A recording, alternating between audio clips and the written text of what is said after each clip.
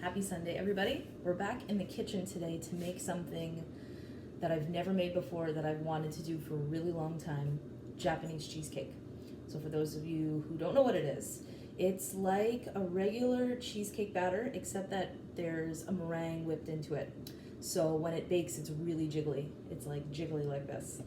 So I thought it would be a really good opportunity to make something that I've wanted to do for a long time and to share the experience with you guys. So I hope you enjoy this recipe. So right now, before we get started doing anything, I just want to help you guys get set up in your station. So you're going to need a lot of bowls. You're going to need like 2 large mixing bowls, and now I've got 3 smaller ones. So we're going to start with sort of like the cheesecake base. So in 1 large mixing bowl, I have 1 package of cream cheese, so 250 grams.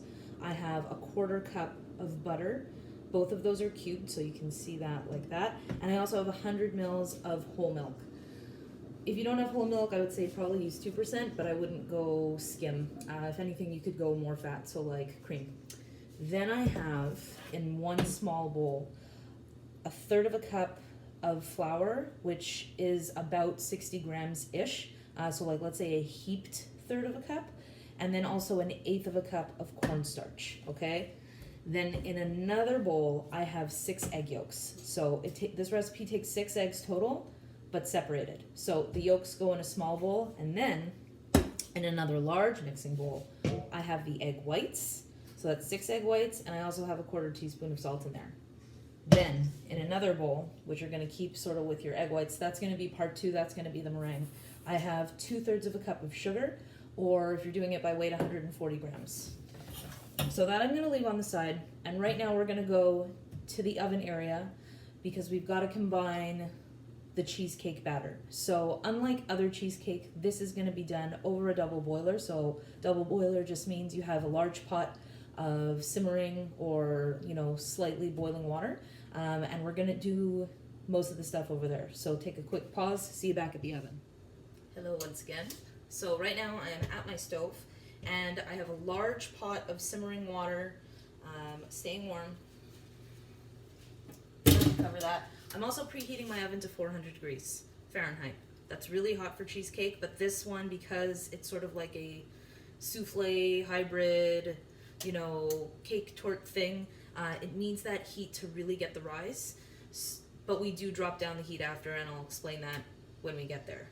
Right now, we have to melt our cream cheese, our butter, and our milk together until it's smooth. So I'm taking my bowl, that is the cream cheese, the butter, and the milk, and with a whisk, I'm just stirring this until it melts. Next to me, just so you guys can set up your stations properly, I also have a standard sieve, and that's gonna be for adding the dry ingredients, so the flour and the cornstarch, into this cheesecake batter. And just to explain it so that you know where we're going. So once this mixture is melted, it's gonna be like this smooth, velvety, hopefully gorgeous thing. So then we're gonna add in the eggs, 1 or 2 at a time, and then we'll sift in the dry ingredients. This is a pretty advanced cake, I would say, so if anybody attempting this, I applaud you in advance, because anytime you're putting a meringue into a cake, there's lots of things to consider. You don't want to be too forceful with the way you fold in your egg whites, otherwise your batter will deflate, and the whole point of adding in a meringue is to get a lot of lift and airiness and lightness. So that's issue number 1. Issue number 2 is, our patience gets the better of us all the time. Lots of chefs are impatient, and we're often tempted to peek in the oven and see what's going on, see if everything's working and rising the way that it should.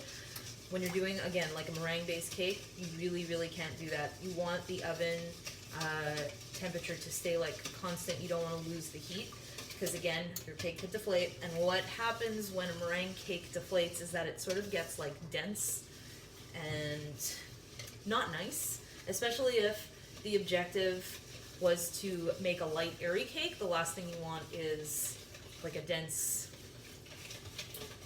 I don't know, can't find the word, but you don't want anything that's dense and gross. So here I'm just,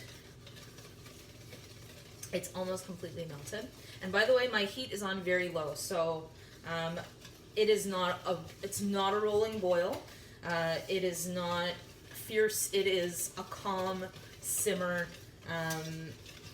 Basically, before I got started, I put my pot on the stove. I don't know, maybe like a third of the way up the pot, and I just put a cover on it and let the water heat up. So there's nothing in here that could like curdle or boil, but still you're looking for like a low. The whole point of doing this not over direct heat is like you don't want to burn or scorch any of your ingredients. So that's why some recipes call for melting things over a double boiler au bain-marie. It's like a really, it's like a slow, easy way to melt your things. So my batter is looking quite lovely, even luscious. It's like, if you can see it, that's very smooth, velvety, gorgeous. So now I'm gonna take it off the heat. I'm gonna switch my water off, and we're gonna go back to the other station so we can incorporate our eggs and our dry ingredients. See you in a sec.